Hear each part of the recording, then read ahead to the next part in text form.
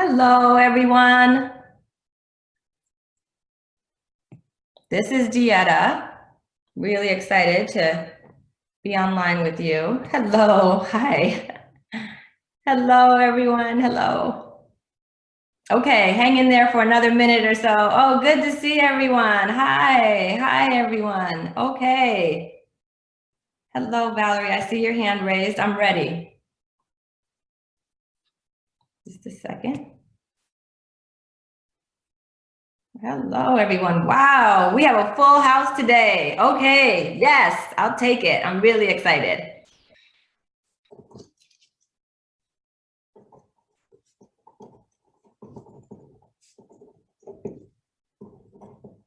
I see a whole bunch of familiar names and some that aren't familiar, which is really cool. Really, really good to see all of you here. Thank you.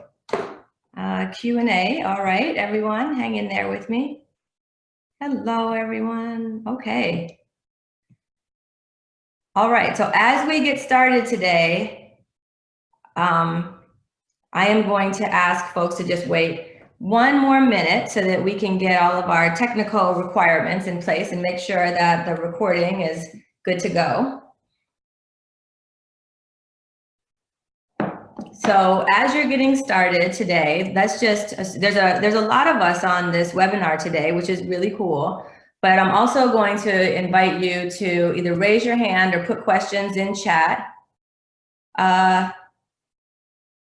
So for folks who have your hand raised, do you want to talk? Angel, do you want to talk?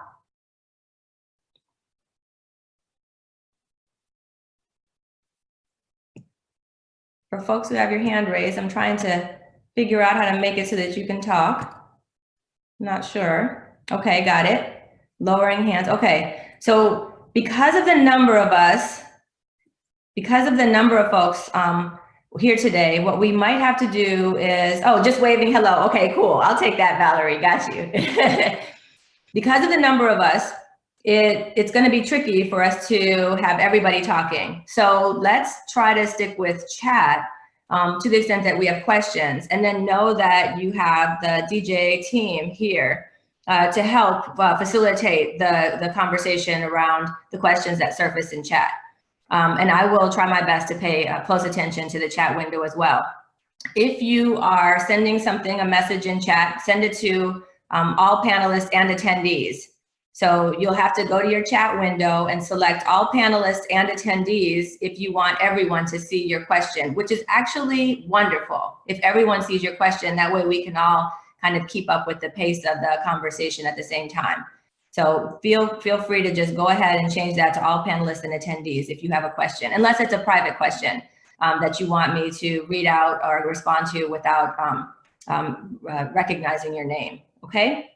So with that said, let's go ahead and jump into our webinar today. First of all, thank you so much for being here and taking time. This is a 1-hour webinar. I will be facilitating it. I am DeEtta Jones, and the conversation and the topic today is trust, how to build, nurture, and repair. This is a fan favorite topic. Everywhere we go, no matter what the topic is, people want to talk about trust. How do we build it? How do we repair it? How does trust work in the first place? And so what I want to do is go through probably too many slides, probably too much information, and let you know that you can refer back to it. We are recording today's session.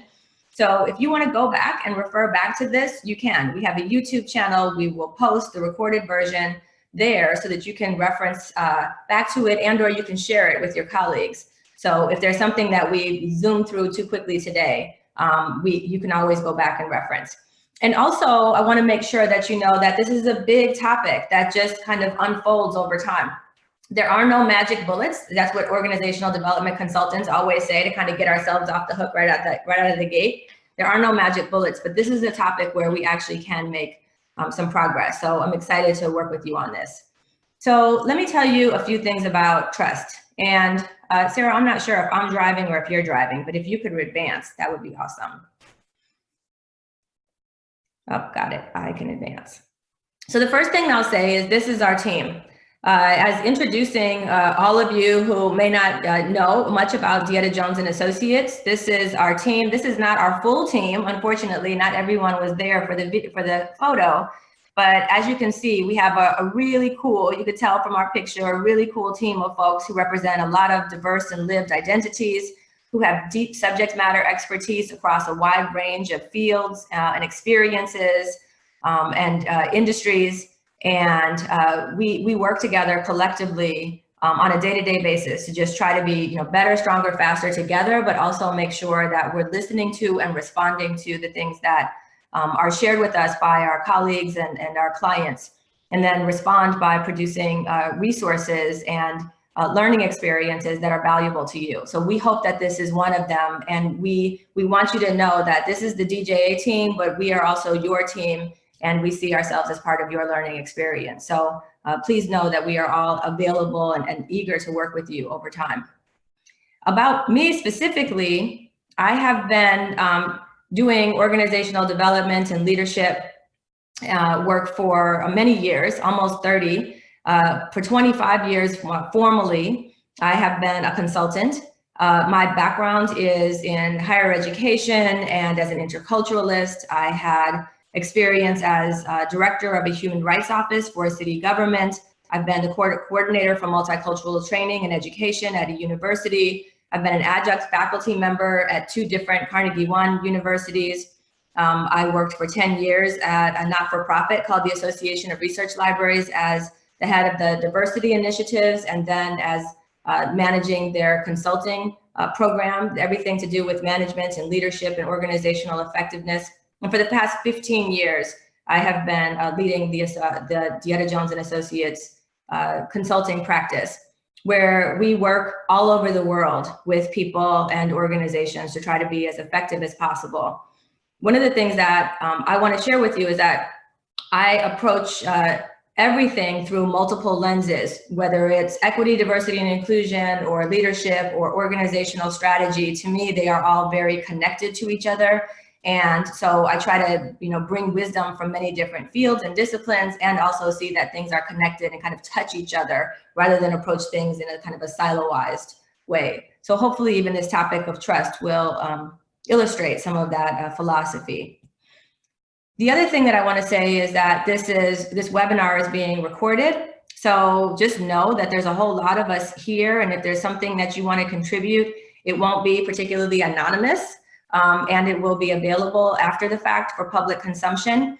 And that this is a free webinar that will continue to happen every month. So if this is your first time joining us, welcome. And also know that every month we have webinars that are just available for people to extend your learning. If you've worked with us in the past, introduce ourselves to you if you are new to working with us, and hopefully just really help create a community of practice for us to be able to continue to grow and work together. So community of practice is the way that we describe our webinar series. As far as we're concerned, a community of practice is a group of people like all of us here on this webinar today who have a common interest, right? Our common interest is about organizational and personal effectiveness. That's what our assumption is if you're here today. Common goals, and our assumption about that is that one of your goals is to learn and to grow and to develop deeper levels of proficiency and to have resources and tools that are contemporary best practice, and to also share experience and to have a shared experience with other people. And so our assumption is also that those folks who are here today are leaders or managers or have some responsibility for helping your organization be effective, that you have aspirations to really make a difference and make a change in your organization or in your community or in your industry, and that you're constantly looking for ways to connect with other people with similar kinds of aspirations. So that's what our purpose is here today as far as a community of practice. You don't have to sign up for anything specific in order to be part of our community of practice. So my slides are moving, but I'm not sure why. Maybe I'm moving them, but I'm not sure how that's happening. So I'm going to jump right into the topic today. The topic today is trust. And the question is, why is trust so important that we start with? Trust is important. And by the way, this is where if you'd like to contribute, go ahead in the chat window and share examples for you about why trust is important, or the impact, the role that trust plays in your organization as far as your ability to be effective and or the way that you're perceived by other people. So if anyone has any ideas or contributions to make in writing in the chat window about why trust is so important to you and or the impact that the role that it plays in your organization and your effectiveness as a leader, please chime in. But for us, trust is so important because trust is the cornerstone of people being feeling engaged to their organization or with their organization. So feeling a sense of commitment, feeling a sense of being valued and as a valuable contributor, feeling a sense of willingness to contribute to the overall good of the organization, to give each other the benefit of the doubt, to invest even beyond the point where you feel like you have the bandwidth for continual or additional investment. So trust is the cornerstone. It is also the thing that is most cited as being broken. When I talk to people in organizations, the thing that people say is, well, the real issue here is communication. But if I drill down, trust comes up over and over and over again. Do I trust the people who are leading me? Do I trust the process? Do I feel like people are trustworthy who I rely upon and have some ability to have an impact on my life and my well-being? So I'm looking at some of the comments from the chat window here, and it says, it's hard for me to be honest, be my honest self if I do not have trust. Absolutely. I think it's important because people are more likely to follow your vision if they trust you and your leadership. Absolutely. Right? It influences communication and information flow. Trust is a bridge for risk taking. I mean, if I do not feel I can trust, I cannot be my honest self. Trust helps us forgive errors, absolutely. Without trust, you cannot reliably cooperate with others. Yep. Trust capital is built up between members of the organization over time. And when change happens, that capital is key to initial buy-in. Absolutely. Right. And so all of the things that you describe are the reasons why trust is so important. And hopefully some of the reasons why you're here in this webinar. The other thing that you probably know about trust is that it's tricky, right? It's easy to say I trust or I want to trust, but that's not exactly how trust works, right? There is actually a tremendous amount of science about how trust works. So one of the things that I had the opportunity to do, I can't drive my own slides for some reason, is work with some researchers who specialize in trust. And one of the people who I've worked with over time is a person named Roger Mayer from North Carolina State University. And he literally has spent his entire career studying and writing on trust. This is an example of some of the documentation associated with the research and the literature that he and some of his colleagues have put out. This is very academic and very tricky, but the point is that in this illustration is for you to understand that there is a tremendous amount of research that goes into the science of trust. And for some of us, trust is this kind of a gut instinct, but actually there's a tremendous amount of research that describes some of the characteristics associated with people who are perceived as trustworthy, right? And some of those factors associated with trustworthiness, and this is where we will start off with me, myself, right? Am I trustworthy?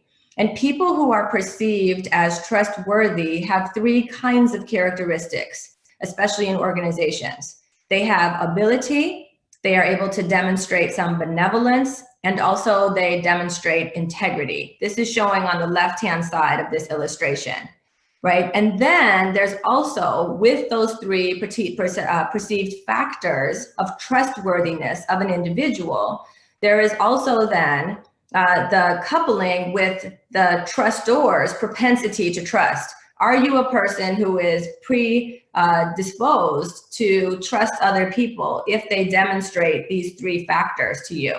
And how much of these three factors and in what order do these need to be demonstrated to you in order for you to feel more predisposed to trust?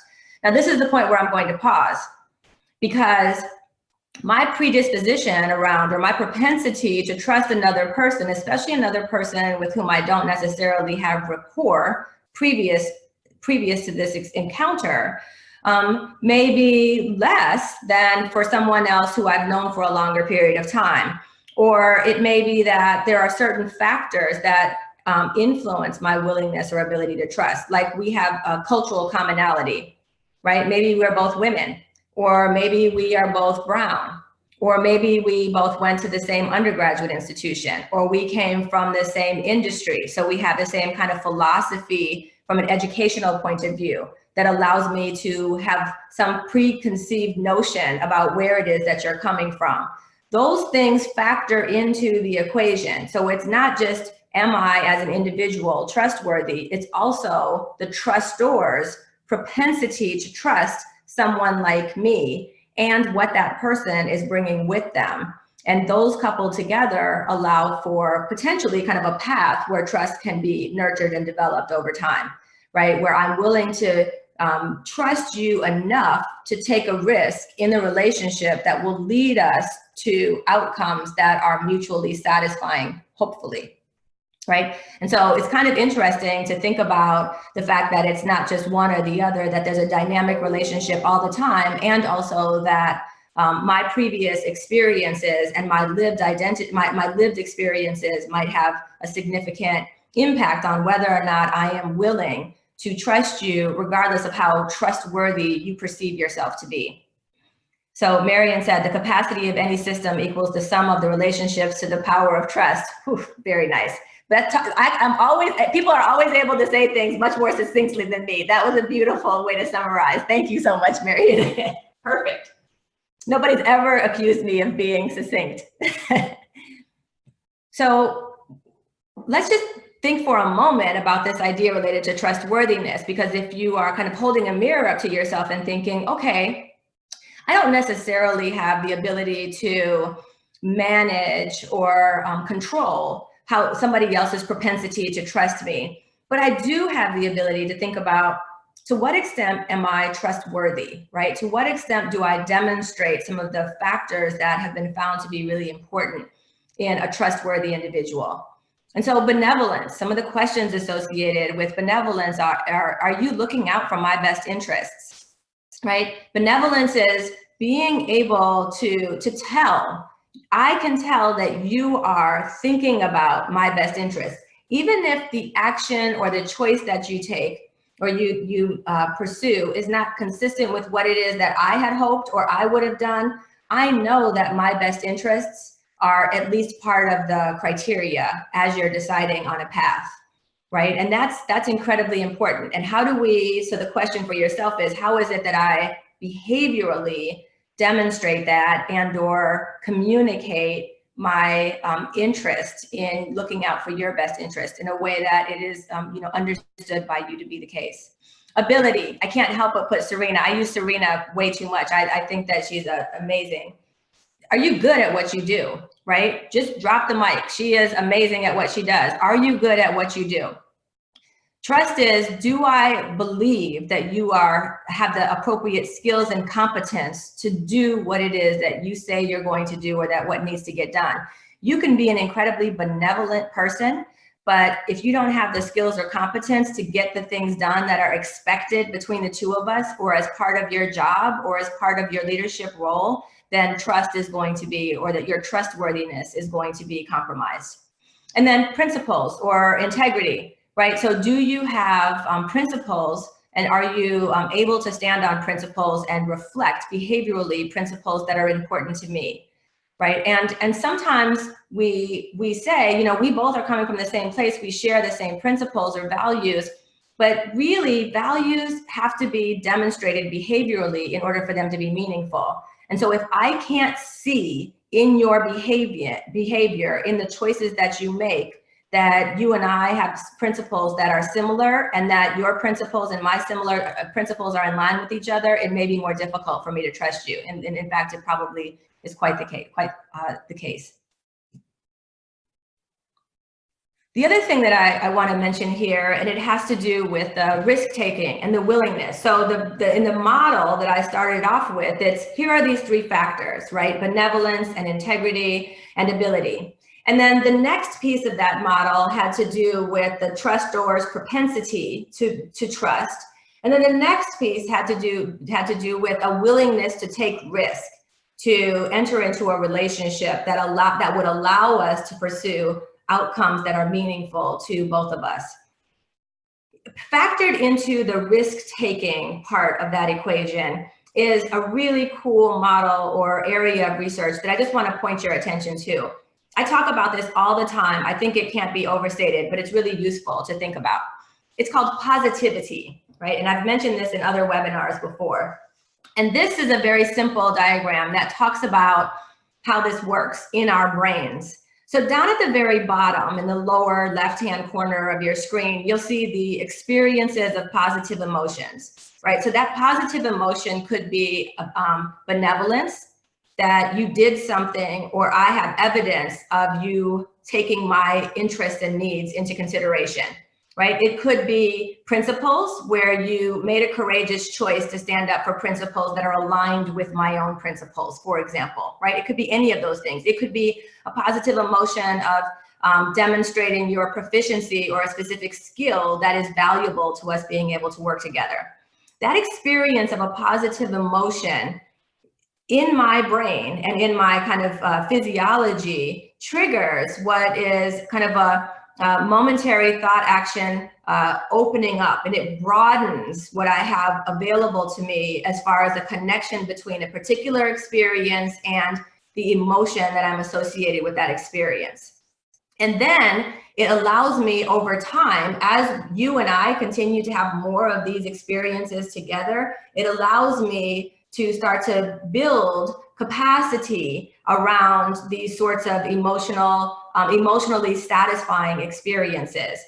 And over time, and also across organizations, it starts to have the potential outcome of transforming people in a way that produces upward spirals, right? It transforms people into thinking, you know what, we have had experiences that are satisfying related to these three elements associated with trust, right? Integrity and benevolence and ability that allow us to have the demonstrated evidence and also the emotional kind of capacity to take a risk that may be scary or intimidating or into a direction that may be unknown or unfamiliar to us, but we're willing to do it because we have a foundation available to us that allows us to be able to take that next step.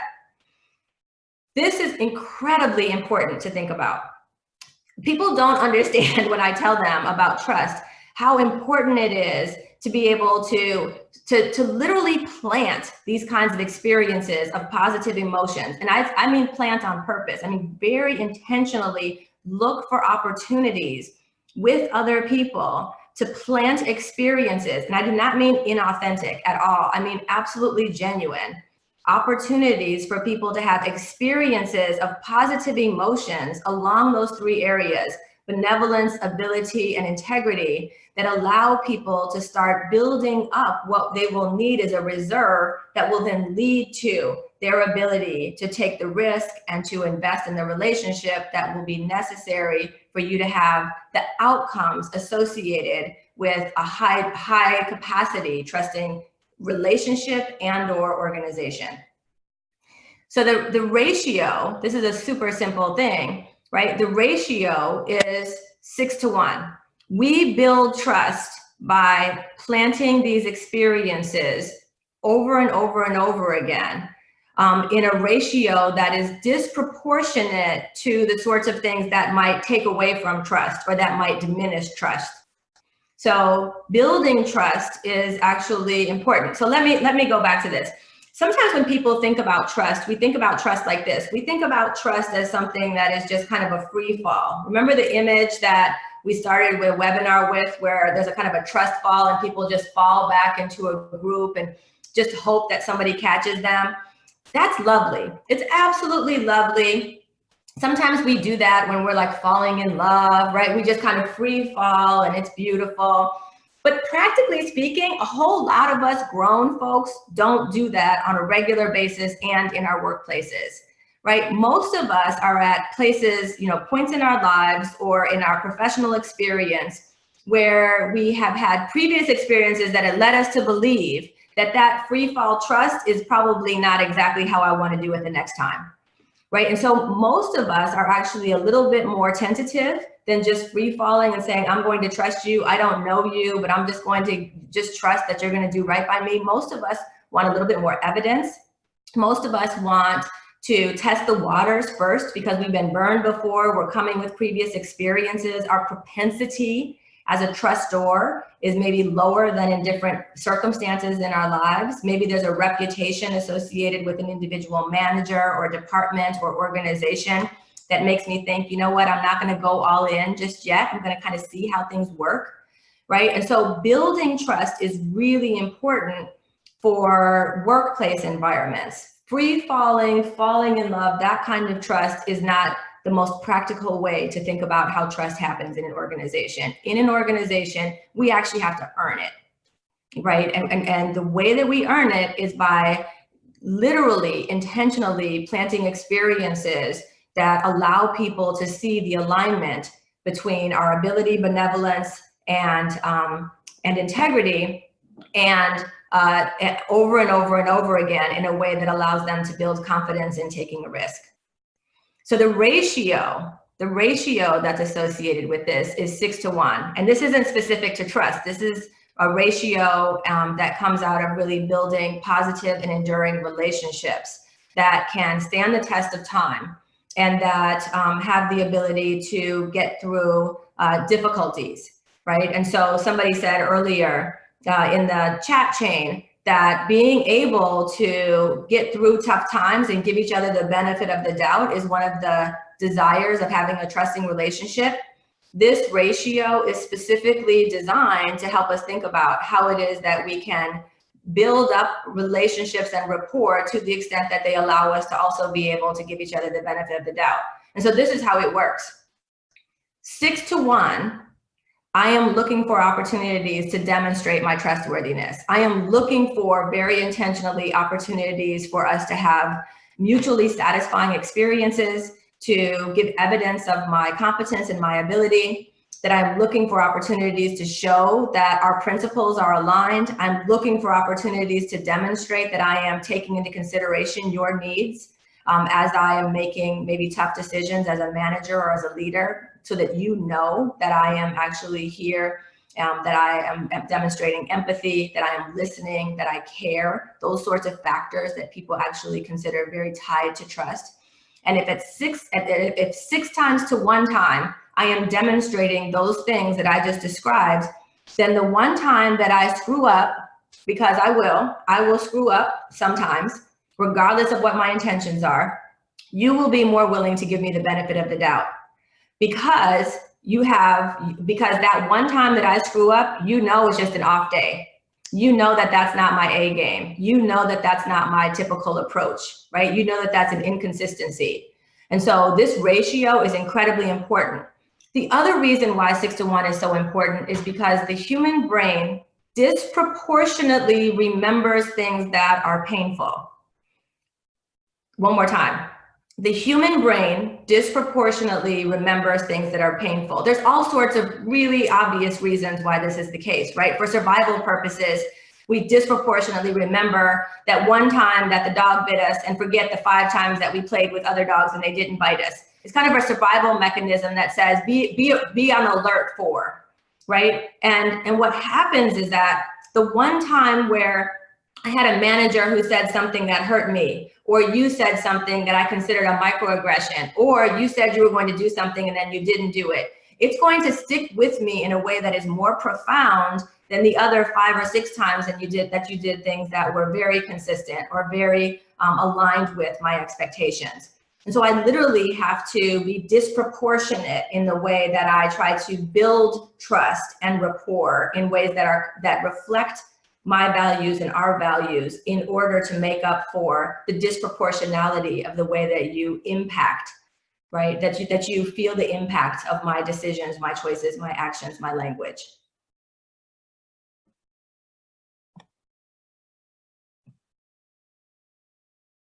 So as a leader, as a manager, and by the way, when I say leader, I mean this in the broadest sense. I think all of us are leaders in many different ways. And so I am not of the thinking that people only in titular leadership roles are leaders. I think all of us have tremendous leadership opportunity and voice and potential and contribution.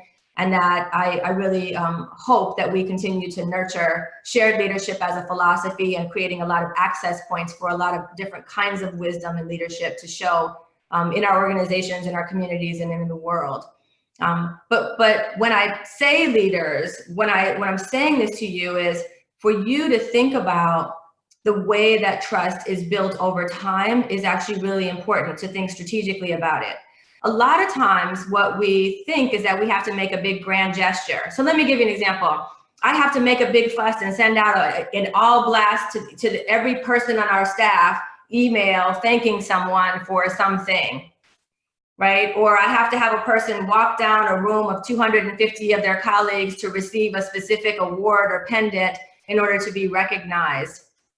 That's not necessarily how trust is built. Grand gestures is not necessarily. For those of you in relationships, you know, right? A grand gesture, right? A grand gesture is nice, but every single day, right? That's what matters.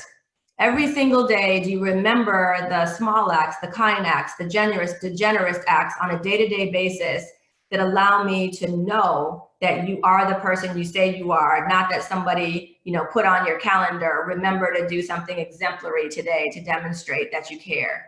Right? And so if you have to make a choice between small acts and grand gestures, go for small acts. And it's harder. It's harder because you have to do it every day. You have to do it every single day. You have to intentionally think about how you show up in your relationships in ways that demonstrate those three characteristics that we described, right? The ability and the benevolence and the integrity on a day-to-day basis. And so it really requires that you bring a tremendous amount of intentionality on a day-to-day basis to your relationships. And also, especially for those of you now who are in titular leadership roles, to the fact that people are looking at you differently. When you have a position of power or influence, and I mean this in a formal way, that people look at you differently and have different expectations of you, that you stand alone, you are more visible, your actions have potentially a bigger impact on a larger number of people, and your one action might be disproportionately impacting people compared to what it is that was your own intention. And so every single day, those small acts take a lot of work, but they're actually worthwhile. But for those of you who care about trust, this is the place to be every single day. How do you show up? I don't know if everybody's old enough to remember this, and I don't know if everybody even cared about the Charlie Brown, but I remember this. I grew up watching the Charlie Brown and Snoopy specials, and this was one of the famous images that came up all the time. And this is Lucy holding the football and Charlie Brown going to kick it. And every single time she yanked the football away, every single time. And then every single time, those of us sitting on the other side of the television would say, oh, Charlie Brown, didn't you know that she was going to do that? She always does that. And here's the thing. This is what Lucy did. She was really a rascal. She always said, oh, Charlie Brown, I'm sorry. And he fell for it every time, right? The tricky part about the other thing about trust is not just, it's a great picture, right? Is that once it's been broken, you have to rebuild it. But in order to rebuild it, you got to stick with it. You got to do what you're going to say and then and stick with it over time, right? So if she just held the ball constant one time and he actually made one kick successfully, that wouldn't necessarily be enough for her to have repaired their relationship as far as trust. It's going to take a whole lot of successful experiences where she does what she says she's going to do in order for Charlie Brown to build trust. Now, Charlie Brown is a particularly trusting soul, so he's probably not the best example. But for most of us, we're not just going to keep going through this over and over again, right? And also to know that Lucy is the person who has more responsibility in this relationship for repairing that trust relationship. She has more responsibility because she's the person in this, or the character, who broke trust. So the responsibility lies more heavily with her. So this is the way that I think about trust. There are other people who think about this differently. There's a lot of other brilliant writing on trust, but I go to Malcolm X, and I have to say, because I've thought so much about it, I think that he's a really wonderful example. So I'm going to start off with Stephen R Covey, and then I'm going to go to Malcolm X. But for a moment, let's just take a look at Malcolm's face while we're thinking about Stephen R Covey. So many of you have probably heard of Stephen Covey. He did a tremendous amount of work on leadership and wrote all sorts of books on leadership and organization and personal effectiveness. His son is also named Stephen Covey, but his is Stephen R Covey. And his son wrote a little book on trust. And the book is really interesting because it talks about trust related to organizational trust and personal trust, and gives good examples of how to rebuild trust in different scenarios, right? Given different scenarios. But there was one specific takeaway from that book that I found really useful, and it's kind of a formula. And so here's where this is what I want to share with you. And then I'm going to go to Malcolm X. So what Stephen R Covey said as far as rebuilding trust is there's a couple of things that need to happen. And it's literally like this, right? So here's how it works. The first thing that you do is you acknowledge what you did that hurt the other person. Right? This is what happened. This is what I did wrong. Acknowledge what you did. Then apologize. I am sorry. Then say what you're going to do differently in the future. Then do it. There's a 4-part equation. Say what you did, apologize, take responsibility, talk about what you're going to do in the future in a way that sets a firm commitment, behaviorally speaking, and then do it over and over and over again. So the wonderful thing about that very specific example is that, one, it's kind of bullet points, so it's really easy for people who are really kind of low context communication, 1, 2, 3, 4. People love bullets like that. But also, it really is helpful for thinking about, like, here's the path. I can't just say, I'm sorry that you felt this way, right? I can't say that we have conversations about this all the time. Like just recently we've had conversations where people were saying to Joe Biden, you need to apologize to Anita Hill. And he's saying, well, what I said was that I'm sorry she was treated that way. And people are saying, no, you need to say that what you said specifically was offensive to her. Now, I'm not getting into politics. That's not even a specific example. That's just one example, though, of people saying the formula for an acceptable apology is to say, here's what I did. This is the responsibility that I have for what happened in that experience where it negatively impacted you. And I am sorry. And in the future, this is what I promise I will do. Right? And the great thing about this is that it's future oriented. So it's not just looking in the rearview mirror. A lot of times people are really tentative about apologizing or making course corrections because it seems like, well, that's water under the bridge. It's behind us. There's nothing to be done at this point. Yes, there absolutely is something to be done. Right? And until that specific thing is done, you will probably have a heck of a time rebuilding trust. Unless you're able to be accountable for it. This is what I did. I am sorry, and then focus on the thing that will happen differently in the future. That's the pivot point. Then you have the opportunity to demonstrate over and over and over again that you are going to live up to your word. That's the integrity, right? And it's brilliant, and it's simple, and it's elegant. And so let's talk about Malcolm X just for a moment, because it's a really great illustration of a person who had a serious titular leadership role. Right? He was people all over the United States at least looked to him. Not everyone liked him. Not everyone got his message. Not everyone resonated with it, but definitely people followed him, right? So if a leader is somebody whose other people are willing to follow, he definitely fell into that category. And Malcolm X was a person who had a lot of people following him, and he used that platform to say, here's what's wrong with the United States right now. And by the way, white people are the culprit. Now, I'm not saying white people are the culprit for everybody watching the webinar, but what I'm saying is that oftentimes Malcolm X, his message was received as such. This is what those folks have done to folks like us that have led us to be in this specific position, right? Of marginalization and oppression, et cetera, genocide, right?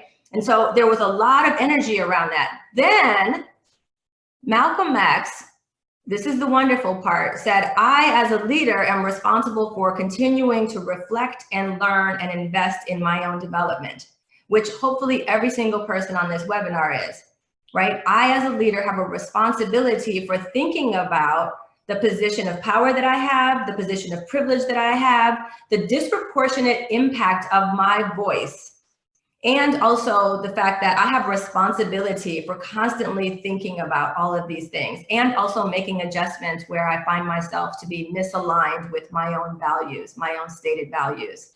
And so in his own personal work, Malcolm X did his jihad to Mecca, and he realized that there were people from all sorts of different races and backgrounds who were practicing the same religion as him, right? And he realized that his worldview was too narrow, and that he was coming from a very specific context and construct that led him to espouse things that were not as informed as they should be.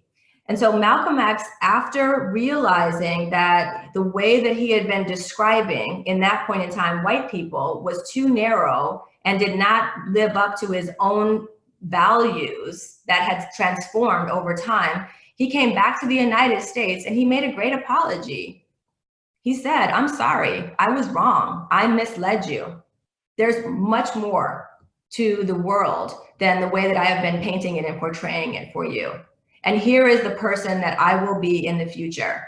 And this is the role that I am responsible for taking, and the actions and the choices that I am responsible for taking in the future, for making in the future. And he did that consistently through the end of his life, right? And it's just one simple example, but it's really important to know that regardless of what level of leadership you're in, all of us have responsibility for being humble, for being able to reflect on the impact that we have on other people, for doing our own work, and for making course corrections that are focused on the future, where I say, I am taking responsibility for what I did here, and also then for being able to have a different path in the future.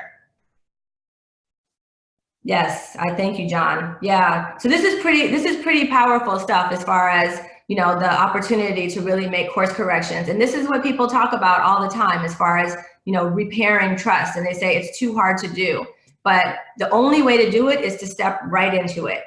Trust will not be repaired by doing nothing, right? It's not like it will just go away. If organizational trust is an issue, if there's some issue with trust in an interpersonal relationship or within your organization that seems to be growing or toxic or problematic, or it will not solve itself. And if it will solve itself, I want everybody to type in the chat window and tell me how that works. I'm dying to know. I have never in my life seen trust repair itself without direct intervention. In all of the organizations that I've worked with, it has required somebody to be humble, to step forward, and to think about the ways in which they're going to show up differently in the future. So for you as leaders, I invite you to think about some of the things that are really essential to your own abilities to build and nurture trust, but also to think about repairing trust if and when it needs to be repaired. And sometimes it does need to be repaired, right? And it's not that we have to shame ourselves and look only in the rearview mirrors. I shouldn't have done this and I shouldn't have done that. At this moment, let's think, where am I right now? And what is the opportunity and the responsibility that I have for making a change going forward that absolutely can and should be done? And the reason why I give you the Malcolm X example is because at any level of leadership, this is our responsibility. It doesn't have to be something that we should shy away from because we feel like there are too many eyes on us. We actually probably have the most opportunity for modeling our principles and a principled path forward if we have tremendous responsibility or visibility. So, key leadership traits, relationship building. I mentioned this before, and I'm just going to summarize it as relationship building. But relationship building is, I care about you, I see you, I listen to you, I invest time in you, I acknowledge when your ideas are being heard and considered. Those are the sorts of things that are important over time on a regular basis. So for you, think about if you're in an organization, what are the small ways that you can do relationship building all the time? It doesn't have to be that you're taking somebody out to lunch all the time, right? A lot of times people are like, I just don't have time for all that relationship stuff. You do not have time not to build relationships. You do not have time not to build relationships. It is essential that we stop calling relationships extra work. They are central to our ability to be effective, right? How is it that we are getting to know each other, making sure that we are creating space for people, making sure that people feel and actually authentically are valued, right, in our relationships? If that means putting down the phone or getting off of my computer or multitasking while we're in a meeting, if that means sending out a meeting agenda in advance that we spend the first 5 or the last 10 minutes talking about kind of personal updates, if that means that I really have to remind myself, right, to be fully present in a conversation with you where I'm thinking about my verbal and nonverbals in a way that really conveys that I am there with you, how is it that I am doing that on a regular basis? Willingness to act.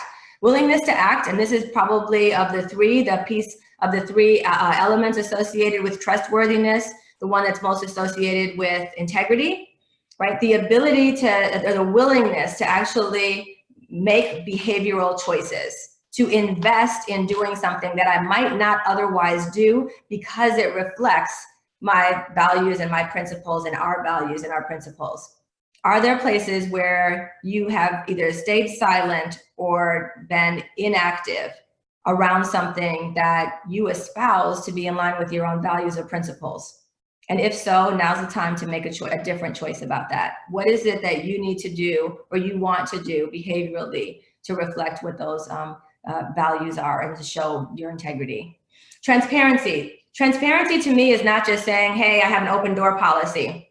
Transparency is using tools and structures and processes to make sure that you are communicating effectively and that people understand that when you're making a decision, this is the criteria that are being taken into consideration. Here's who is going to be involved in the decision-making process. Here's who's making the final decision. Here's the timeline associated with the decision. Here are the things that are confidential about the decision.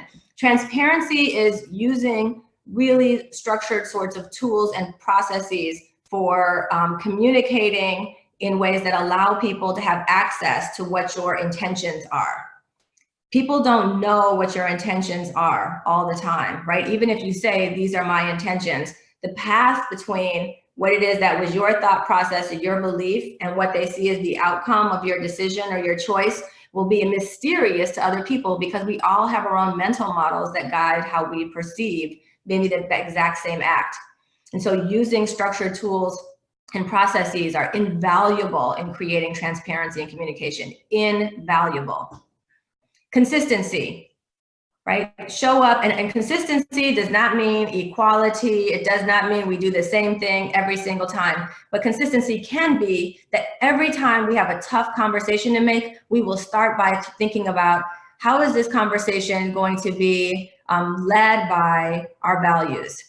Consistently, every time we have a tough conversation, we say, okay, not only are we going to look at the finances and the resources, we're also going to make sure that our values are consistently driving the way we look at this tough issue, right? It doesn't mean that the outcome has to be the same every single time, but we consistently have predictable ways that people can expect to interact with us.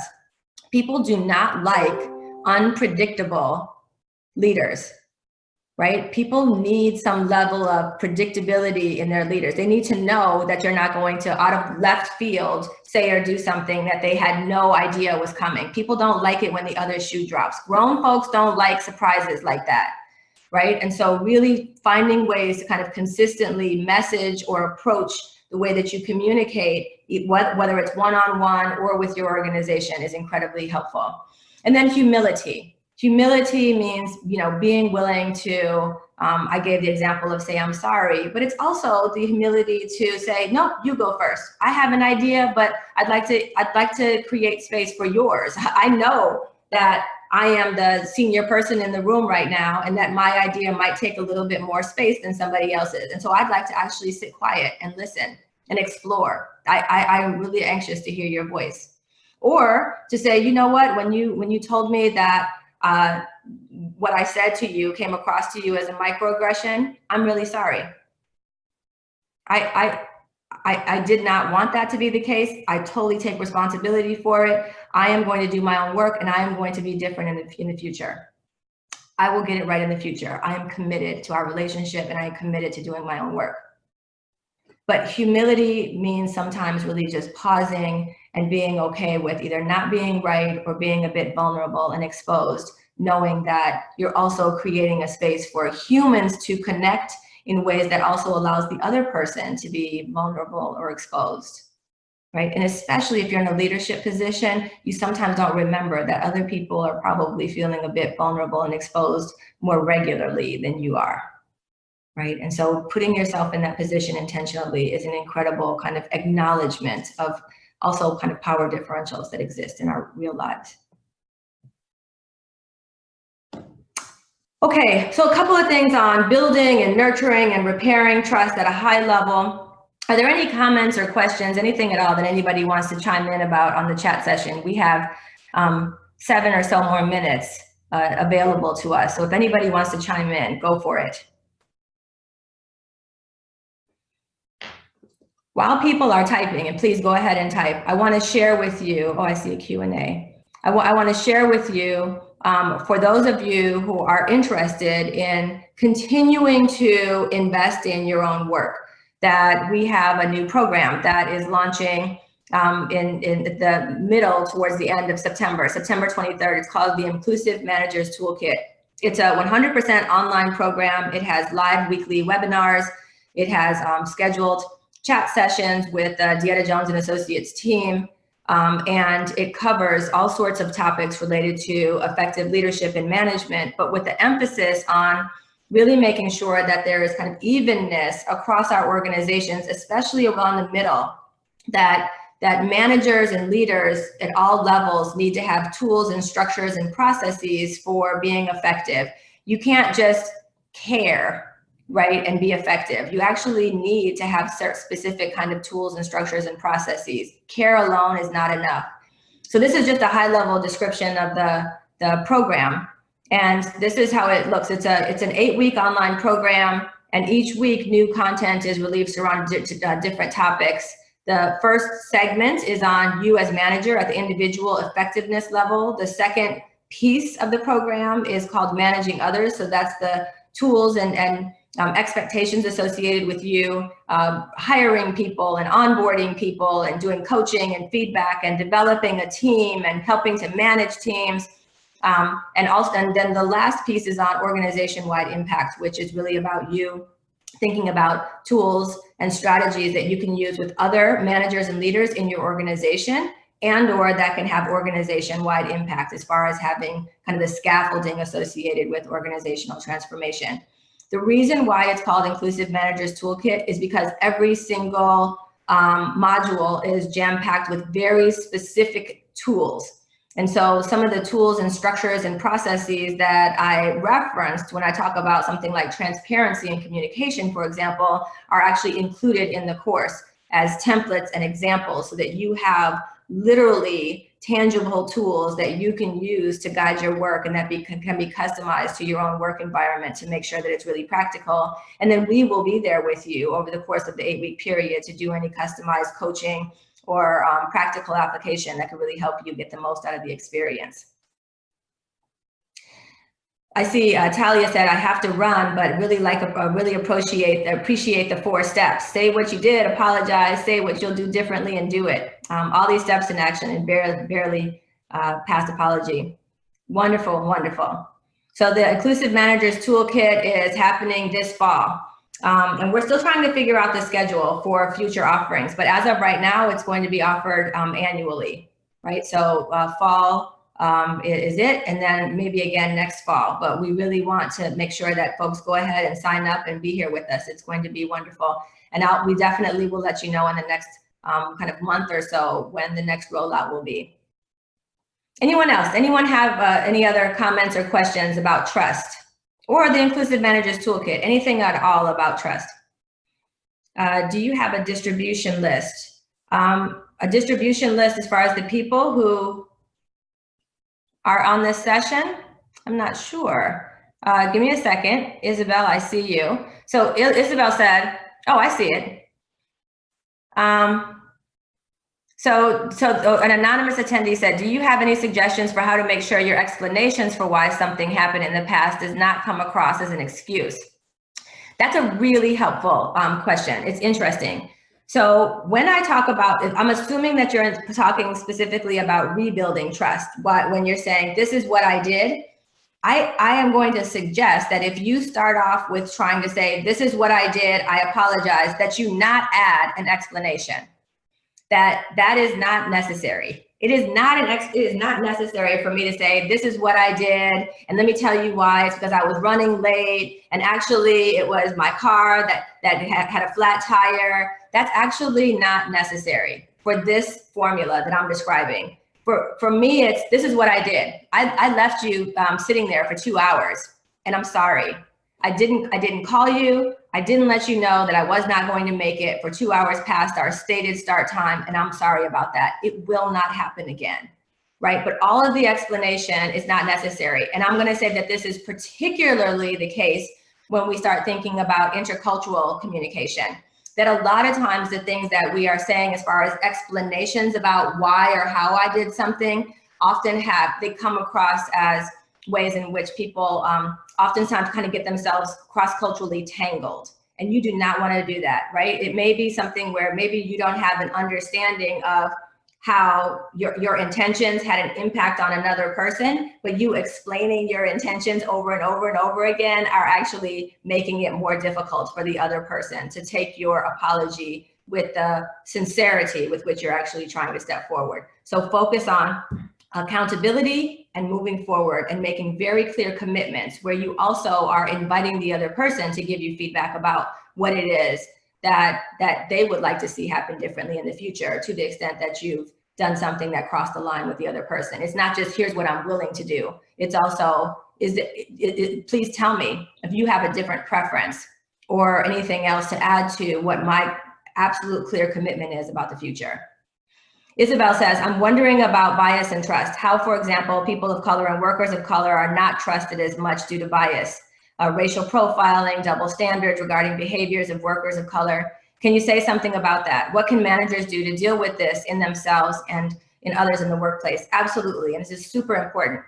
And this is where we have to remember things like we all have kind of our own mental models that lead us to have bias. And we all have bias, period, end of the conversation. There's no question about it. If we grew up in a world where we were socialized and where we have the ability to have language, then language means that we have to put information into specific buckets, and also to be able to retract that information from those buckets, we need to have filters for figuring out what goes into what bucket, and also what stuff I'm going to have access to. That's how we actually are able to verbally communicate and in other ways communicate, right? And all of that, putting things into bucket and then figuring out how to retract from those buckets or extract for those buckets equals biased, right? And so we all have bias, and it's important for us to bring kind of humility to our conversations where we say, maybe start off with, I know that there may be another point of view here, and I'd like to ask you to share it with me. Or if before I start going into a long explanation about why I'm thinking what I'm thinking, I'd like to invite us to open up the conversation and have a different kind of exploration. Sometimes pausing before jumping in and saying something as fact, and instead assuming that I do not have all of the information, and oh, by the way, making the assumption that the information I do have is coming through bias filters is a really wonderful thing to do as far as modeling more inclusive practices in our organizations. But just to know, I have bias, you have bias, and for me to acknowledge it in a forthright way is important. And to be able to say, let's talk about ways in which your filters, my filters, our shared space need to come together. Okay, anything else? Oh, and thank you so much for the response. So Angel, this is your first webinar. Yes, absolutely. So Angel, we can opt in, absolutely. You can definitely be updated about the webinars in the future, and you can come to all of them, please do. Folks, anything else? We are officially at 2 p.m. Eastern, and I know you all probably have plenty of things to do. Is there anything else that we need to say in closing? Okay. With that said, chat box, I can't chat and type at the same time. So I'm just going to send much love to all of you. Thank you so much for being here. I hope this was a helpful kind of dipping your toe in the water, kind of orientation to trust, that you continue to learn and invest. And remember, every single day, show up with intention. That's the most important. Small acts versus grand gestures, and that it's going to take a lot of consistency from all of us. And thank you so much for your time. I very much look forward to working with you, hopefully in the Inclusive Managers Toolkit, and reach out to us if you have any comments or questions about either the webinar or the Inclusive Managers Toolkit. We'd love to work with you. Okay, friends, take care.